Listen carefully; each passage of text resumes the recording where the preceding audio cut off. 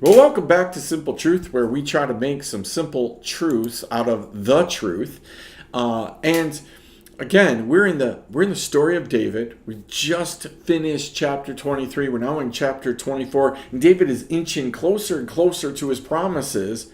But things are going to get worse and worse for David. Right? So how's that work? How's it work that the closer we get to our promises, sometimes the harder things get? Right? The tougher things look, right? The bleaker the outcome is, right? A lot of times God works this way. Again, remember, the whole concept in the story of David is that God is wanting his kings, specifically in this moment, David. He wants his king to be dependent upon him. The problem with power and authority and resources is it makes it really hard sometimes to be dependent upon God. And so God is trying to train David up in like, hey, learn how to be dependent on me in these moments when you don't have it all, so that when you do have it all, it will be ingrained into you to be dependent upon me. Now that's a concept God is trying to do over and over and over again. And the truth is, it gets hard for us. Right? We look at things, and the harder it is, the more it should draw us to Jesus, the more it should draw us to God, but it doesn't.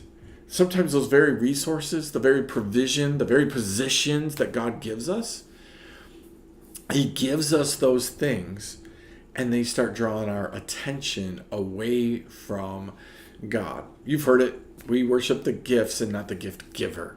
So God is systematically putting David through this process. He's going to do the same thing with you. It's a process that God outlines in 2 Peter chapter 1. He outlines it, says here's the process to getting a deeper knowledge, to having a true love and a deeper knowledge of Jesus. Right? So you need to be thinking about your process. And be understanding that God's whole purpose of it is to draw you closer to him and have a dependency on him.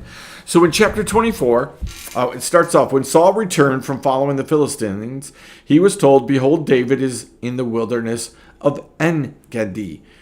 Right? So again, I just got done telling you that in the last moment. God didn't stop Saul's pursuit. God didn't stop Saul from thinking and obsessing about David.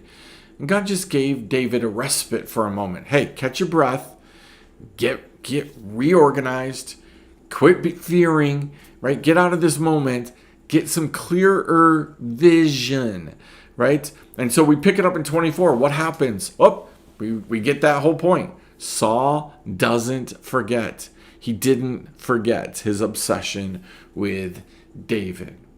It's important for you to understand. That's the simple truth that I want to share with you this morning, right? Is you need to understand that you have an enemy who is obsessed with getting you.